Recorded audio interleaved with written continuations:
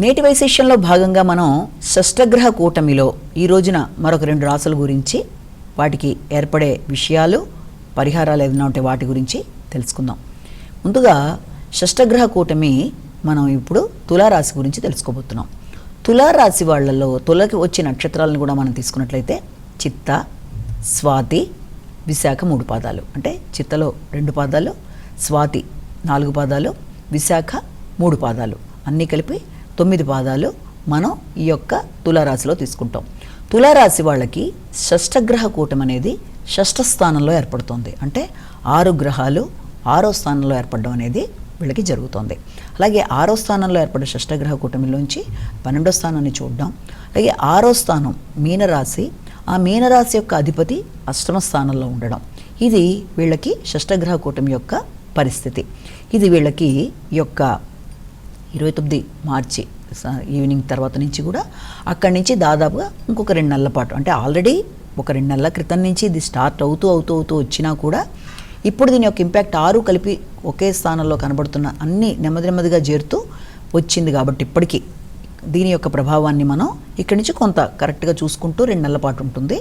ఇది మీ యొక్క జన్మ జాతకంలో మీకు నడిచే దశలు అంతర్దశలు మీ యొక్క లగ్నానికి ఫేవరబుల్గా ఉండి మంచి దశలు నడుస్తున్నప్పుడు ఎవరికైనా సరే షష్టగ్రహ కూటమి యొక్క ఇంపాక్ట్లు అతి బలంగా ఉండి ఏదో ఇబ్బంది ఏర్పడుతుందని దాని గురించి పెద్దగా వరి అవ్వక్కర్లేదు. కానీ అది ఎక్కడ ఏర్పడుతుంది, అలాగే అధిపతి ఎక్కడున్నాడు, ప్లస్ అక్కడి నుంచి అది ఏమేమి చూస్తుందో ఆ ఏరియా నుంచి అన్నది ఒకటి చూస్తాం. రెండోది వచ్చేసి ఆ యొక్క గ్రహస్థితిలో ప్రతి గ్రహం మరొక గ్రహానికి మిత్రుడే కావాల్సిన అవసరం లేదు. ఎందుకంటే అక్కడ దాదాపుగా 6 గ్రహాల్లో మనం తీసుకున్నట్లయితే రాహువు, శుక్రుడు, తర్వాత బుధుడు, తర్వాత వచ్చేసి ఈ యొక్క రవి, చంద్రుడు, తర్వాత శని.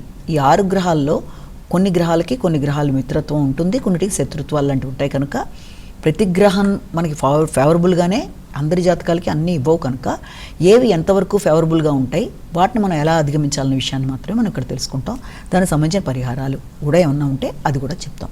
అయితే మొట్టమొదటిగా 6వ స్థానంలో ఏర్పడడం వల్ల 6వ స్థానంలో మనకి అన్వాంటెడ్గా ఉండే యొక్క ఎనిమీస్ అనేవాళ్ళు అధికంగా ఉంటారు. అంటే ఎవరన్నా మన మీద శత్రుత్వం ఉండేవాళ్ళు కానీ, అంటే శత్రుత్వాలు, అలాగే ఆరోగ్యానికి సంబంధించిన విషయాలు, అనారోగ్యాలకు సంబంధించిన విషయాలు, అలాగే ఏదైనా లోన్స్ వీటికి సంబంధించిన విషయాలు, ఇవన్నిటినీ డీల్ చేసే ప్రదేశంగా కూడా మనం అనుకుంటాం. అలాగే హార్డ్ వర్క్గా కూడా మనం ఆ ప్రదేశాన్ని తీసుకుంటాం. అలాగే విజయాల కోసం పోటీలు పడే స్థానంగా కూడా తీసుకుంటాం. అంటే ప్రతి దాంట్లో ప్లస్ మైనస్ అన్నీ ఉంటాయి కదా. కాబట్టి ఇక్కడ మనం తీసుకున్నప్పుడు ఇక్కడ వ్యక్తి చాలా కష్టపడి పనిచేస్తున్నా అనుకోని శత్రుత్వాలు, అంటే మన మీద ఏదో ఆధిపత్యం చెలాయించడానికి అన్నట్టుగా ఎవరైనా ఇబ్బంది పెట్టడానికి ప్రయత్నం చేయడం, ఇలాంటివి కూడా అధికంగా ఉన్నప్పటికీ కూడా ఈ నేపథ్యంలో ఎక్కడ ఏ విషయాల్లో జాగ్రత్త తీసుకుంటే ఆరోగ్యానికి సంబంధించిన విషయాల్లో వీలైనంత జాగ్రత్తలు తీసుకుంటూ ముందుకు వెళ్ళాలి. ఏంటంటే ఆరోగ్య విషయంలో రోగనిరోధక శక్తిని పెంచుకోవాలి, అలాగే మానసిక ప్రశాంతతను పెంచుకోవాలి, వీలైనంతవరకు యోగా, మెడిటేషన్ లాంటివి చేసుకుంటూ ముందుకు వెళ్ళాలి. అలాగే ఆరోగ్య సంబంధంగా మనం ఏమి తినాలి, ఏం తినకూడదు, ఆరోగ్యాన్ని వీలైనంత జాగ్రత్తలుగా పెట్టుకుంటూ ముందుకు వెళ్ళడానికి ప్రయత్నం చేయాలి. అంటే సమస్యగా కాకుండా సమస్యకి మన వైపు నుంచి చేయగలిగిన సొల్యూషను కొన్ని మన చేతుల్లో కూడా ఉంటాయి. అంటే ఇప్పుడు మనం ఏదైనా మాట్లాడినా అవతల వాళ్ళతో మనకి ఏదైనా శత్రుత్వం లాంటిది ఏర్పడుతుంది అనుకున్నప్పుడు వీలైనంత తగ్గించి మాట్లాడడం, వీలైనంత గొడవలకి దూరంగా ఉండడం, అలాగే మన యొక్క శక్తికి మించి మనం కష్టపడడం బట్టి ఆరోగ్య సమస్యలు ఏమైనా ఏర్పడతాయనుకున్నా, ఆహార సమస్యలు ఏమైనా ఏర్పడతాయన్నా ఆ విషయంలో జాగ్రత్తలు తీసుకోవడం, అలాగే అనవసరంగా రుణాలు తీసుకోవడం. అంటే కొందరు ఆ సమయంలో రుణాలు తీర్చేవాళ్ళు కూడా ఉంటారు. అంటే అది కొన్ని సందర్భాల్లో రుణాలు తీరుస్తారు, రోగనిరోధక శక్తి విషయంలో జాగ్రత్తలు బాగానే ఉంటాయి, అలాగే పోటీతత్వం అనేది చక్కగా పెరుగుతుంది, అనుకున్న విషయాలు సాధన కోసం చాలా గట్టిగా కృషి చేస్తారు, అలాగే శత్రువుల మీద ఆధిపత్యం చెలాయించి వాళ్ళ మీద నెగ్గడానికి చేసే కృషి, ఇవన్నీ కూడా ఉంటాయి. అట్ ద సేమ్ టైం మీరు మీ విషయంలో జాగ్రత్తలు తీసుకోవాల్సింది ఏంటంటే ఆరోగ్య విషయంలో, శత్రువుల విషయంలో. అంటే శత్రువులు అంటే ఏదో పెద్దగా వాళ్ళు వచ్చేసి మన ఏదో చేసేస్తారని కాదు, అంతర్గత శత్రువులు కూడా మనుషులకు ఉంటాయి, అలాగే బాహ్యంగా కనబడే ఉంటాయి. ప్రతి విషయంలోనూ మన జాగ్రత్తలు మనం తీసుకుంటూ మనం ముందుకు వెళ్ళడానికి వ్యక్తులతో వీలైనంత ఘర్షణ రాకుండా, ఘర్షణ ఏర్పడుతుంది అనుకున్నప్పుడు వాళ్ళకి వీలైనంత దూరంగా ఉంటూ, మన ప్రశాంతతకి మనం భంగం కలిగించకుండా వీలైనంత దూరంగా ఉంటూ, మన ఆరోగ్యం కోసం మనం యోగా, మెడిటేషన్ లాంటివి చేసుకుంటూ మానసిక ప్రశాంతతను పెంచుకుంటూ ఎక్కువ గొడవలకు దూరంగా ఉండేట్టుగా చేసుకోవడం అనేది అదొకటి మన చేతుల్లో ఉంది. అలాగే ఓవర్ స్ట్రెస్, ఓవర్ స్ట్రెయిన్ పెంచుకోకుండా స్ట్రెస్ లెవెల్స్ని వీలైనంతవరకు తగ్గించుకుంటూ అనవసరమైన లోన్స్ పెంచుకోకుండా జాగ్రత్తలు పడాలి. ఏమైనా ఉంటే తీర్చుకోవడానికి ప్రయత్నం చేసినా మంచిదే. కొందరు ఆ సమయంలో అలా కూడా చేస్తారు. అయితే కొత్త విధానంలో మళ్ళీ కొత్తగా మనం ఖర్చులు పెంచేసుకోవడం, కొత్తగా మనం ఈ లోన్స్ తీసేసుకోవడం, ఆ లోన్లని అనవసరంగా ఖర్చు పెట్టుకోవడం అలాంటివి ఏం చేయకుండా ఎక్కడి నుంచైనా లోన్లు అంటే ఏదైనా రుణాలు లభించినా వాటిని మనకు ఎంతవరకు అవసరమో అంతవరకు ఆలోచించుకోవడం అనేది, అనవసరమైన ఖర్చులకు దూరంగా ఉండడం, అలాగే ఆరోగ్యం మీద శ్రద్ధ తీసుకోవడం, ఇవన్నీ కూడా మనం చేసే ప్రయత్నాల్లో మనం చేసుకుంటూ ముందుకు పెడితే రాగల 2 నెలల్లో దాని యొక్క ప్రభావానికి అంతగా మీరు టెన్షన్ పడవలసిన అవసరం అయితే ఫస్ట్ పాయింట్ అనేది ఏర్పడదు. ఇక రెండోది ఏంటంటే, మీకు నడిచే జాతకంలో నడిచే దశల్లో మీ జాతక ప్రకారం మంచి దశలు అంటే మీ లగ్నాన్ని పడే దశలు మంచివే నడుస్తున్నప్పుడు, అది ప్రధానంగా తీసుకున్నప్పుడు దీని యొక్క ఇంపాక్ట్ అంతా మీరు టెన్షన్ పడవలసిన అవసరం కూడా ఉండదు. చిన్నపాటి పరిహారాలతో కూడా దాన్ని మీరు అధిగమించే ప్రయత్నాలు చేయాలి.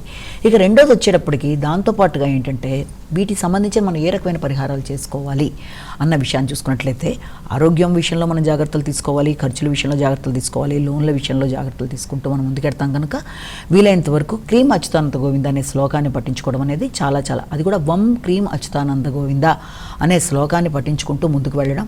అలాగే ఇంకా ఏంటంటే, మీ యొక్క ముఖ్యంగా సమస్యలను అధిగమించడానికి శ్రీరామ జయరామ జయ జయ రామ రామ అనే శ్లోకాన్ని పఠించుకోవడం, అది కూడా మార్నింగ్ 5 to 6, ఈవినింగ్ 6 to 7 మధ్య చేయడం అనేది, అలాగే ఏదైనా శంకరుడి ఆలయాలు సందర్శించడం అనేది, ఇవన్నీ కూడా చిన్న చిన్న పరిహారాలు మీరు చేసుకోగలిగినవే. అలాంటివి చేసుకుంటూ ముందుకు వెళ్ళినట్లయితే ఆ చిన్న సమస్యని మీరు అధిగమించడం అనేది పెద్ద కష్టంగా అనిపించదు. ఏది ఏమైనప్పటికీ పోటీతత్వం, పోటీల వల్ల స్ట్రెస్, స్ట్రెయిన్, అలాగే ప్రతి విషయంలోనూ కనబడని అంతర్గతంగా వ్యక్తులు మీ మీద కొంత రహస్యంగా శత్రువులు ఇంపాక్ట్ లాంటి వాటి వల్ల ఇవన్నీ కూడా చిన్న వాటిని మీరు అధిగమించగలుగుతారు కనుక ఇది ఒకటి మనం ఈ తులారాశి గురించి తెలుసుకున్నాం. నెక్స్ట్ ఇక వృశ్చిక రాశి గురించి కూడా మనం ఒక 4 ముక్కలు మాట్లాడుకున్నట్లయితే, వృశ్చిక రాశి వాళ్ళ విషయంలో ఇది మనకి షష్టగ్రహ కూటమి అనేది పంచమ స్థానంలో ఏర్పడుతుంది. ముఖ్యంగా ఈ విశాఖ 4వ పాదం, అనురాధ, జ్యేష్ఠ ఇవన్నీ కలిపి వృశ్చిక రాశిలోకి వస్తాయి. పంచమ స్థానంలో ఏర్పడడం బట్టి వృశ్చిక రాశి వాళ్ళకి బెట్టింగ్లు వీటన్నిటికీ వీళ్ళంత దూరంగా ఉండాలి, మానసిక ప్రశాంతత విషయంలో జాగ్రత్తగా ఉండాలి, సంతానం విషయంలోనూ తర్వాత ఖర్చుల విషయంలోనూ వీళ్ళంత జాగ్రత్తలు తీసుకుంటూ ముందుకు వెళ్ళాలి. ఇష్టపడిన వ్యక్తులతో అభిప్రాయ భేదాలు రాకుండా జాగ్రత్తగా ఉండాలి. ఇలాంటివన్నీ కూడా పాటిస్తూ మానసిక డిప్రెషన్ లేకుండా జాగ్రత్త, అంటే ఏదైనా నేను సాధించగలను, ఏదైనా నాకు వచ్చేస్తుంది, ఆర్థికంగా ఏదైనా సాధించగలననే నమ్మకం, అతి ఓవర్ కాన్ఫిడెన్స్లోంచి కొంచెం దూరంగా ఉంటూ చేయగలిగిన తర్వాత వాటిని సాధించుకునే విధంగా మార్గాలు అన్వేషించుకోవడంలో తప్పులేదు. అలాగే మీ యొక్క సంతానంతో వైరుధ్య భావాలు రాకుండా జాగ్రత్తలు తీసుకోవాలి. అలాగే మీకు ఇష్టపడిన వ్యక్తులతో అభిప్రాయ భేదాలు రాకుండా తగిన జాగ్రత్తలు తీసుకుంటూ గౌరవం తీసుకుంటూ ముందుకు వెళ్ళినట్లయితే అది కూడా మీకు సమస్యగా అనిపించదు. కనుక వీలైనంతవరకు వృశ్చిక రాశి వాళ్ళకు కూడా నడిచే దశలో అంతర్దశలో సపోర్టివ్గా ఉన్నప్పుడు ఈ యొక్క గోచార రీత్యా షష్టగ్రహ కూటమి పంచమ స్థానంలో ఏర్పడినా మీ యొక్క ఉపాసనకి అది అవరోధాలు కల్పించినా కూడా ఏదైనా మీకు డిప్రెసివ్ థింకింగ్ లాగా లేకపోతే ఒకలాంటి డిప్రెషన్ లాంటి పరిస్థితులు ఏవి ఏర్పడుతున్నా మనోబలాన్ని కోల్పోకుండా తప్పనిసరిగా దుర్గాదేవి ఆరాధన, దుర్గాదేవికి సంబంధించిన అష్టోత్తరాలు, శతనామావళులు, దుర్గా స్మృతి, హర్షభీతి లాంటివి చేయడం, వీటన్నిటి వల్ల కూడా వీళ్ళకి వీలైనంతవరకు ప్రశాంతత అనేది ఏర్పడుతుంది. కనుక వీళ్ళంతవరకు ఎవరితో అభిప్రాయ భేదాలు రాకుండా, తొందరపాటు నిర్ణయాలు తీసుకోకుండా, ఎక్కడ పడితే అక్కడ ఇన్వెస్ట్మెంట్లా చేసేసి అధిక లాభాలు వస్తాయన్న ఉద్దేశాలకు దూరంగా ఉంటూ రాగల 2 నెలలు చాలా వరకు వీళ్ళు జాగ్రత్తలు పాటించినట్లయితే సమస్య అనేది ఏర్పడకుండా దాంట్లోంచి బయటపడతారు. మీ నడిచే దశలు అంతర్దశలు సపోర్టివ్గా ఉన్నప్పుడు దీని యొక్క స్థాయి గురించి కూడా అంతగా మీరు ఇదవ్వక్కర్లేదు. కాబట్టి వీలైనంతవరకు ఉపాసన విషయంలో, సంతానం విషయంలో, ఆలోచనల విషయంలో, ఇన్వెస్ట్మెంట్ విషయంలో, ఇష్టపడిన వాళ్ళ విషయంలో, అన్ని విషయంలో కూడా తొందరపాటు నిర్ణయాలు కాకుండా, ఏది చేసినా ఎవరి మీద తొందరగా కోపగించుకోకుండా, తొందరగా డిప్రెషన్లోకి వెళ్ళిపోకుండా జాగ్రత్తగా ఆలోచిస్తూ నెమ్మదిగా ఆత్మీయుల్ని సంప్రదిస్తూ ముందుకు వెళ్ళినట్లయితే సమస్య అనేది లేకుండా హ్యాపీగా బయటకు వచ్చేస్తారు. నమస్కారం. వీక్షించారు.